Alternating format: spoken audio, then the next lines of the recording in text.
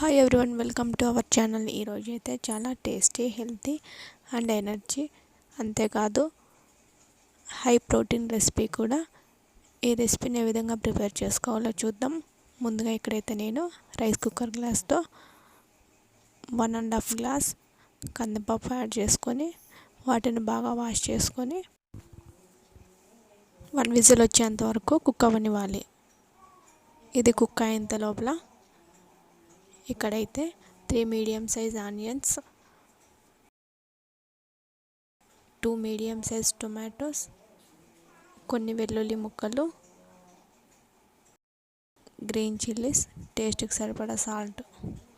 ఇక్కడైతే green chillies, salt, వెల్లుల్లి ముక్కలు ఈ మూడింటిని కచ్చపచ్చగా గ్రైండ్ చేసుకొని పక్కన పెట్టేసుకోవాలి.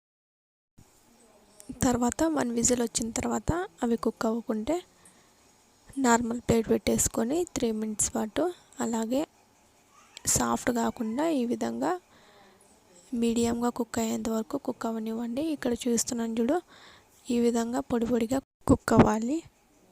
తర్వాత ఒక ప్యాన్ పెట్టుకొని ఫ్రైకి సరిపడా ఆయిల్ వేసుకొని అందులో పోపు కూడా ఫ్రై అయిన తర్వాత ముందుగా కట్ చేసి పెట్టుకున్న ఆనియన్స్ వేసి బాగా ఫ్రై అవ్వనివ్వాలి.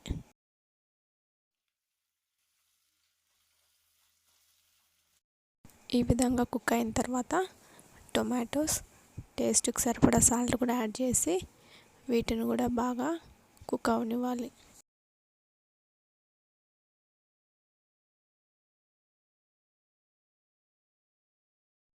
ముందుగా గ్రైండ్ చేసి పెట్టుకున్న వెల్లుల్లి ముక్కలు, గ్రీన్ చిల్లీస్, సాల్ట్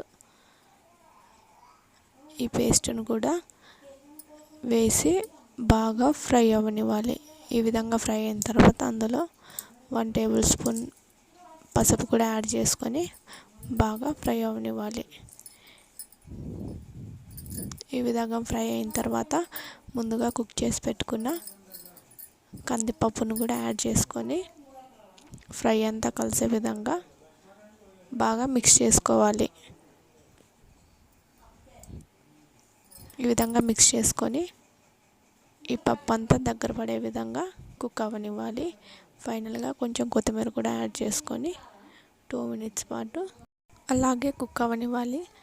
అంతే, ఎంతో tasty, healthy, energy recipe ready. ఈ వీడియో కనుక నచ్చినట్టయితే లైక్, షేర్, సబ్స్క్రైబ్ చేయండి. Thank you for watching and press the bell icon. You will get all notifications in this channel.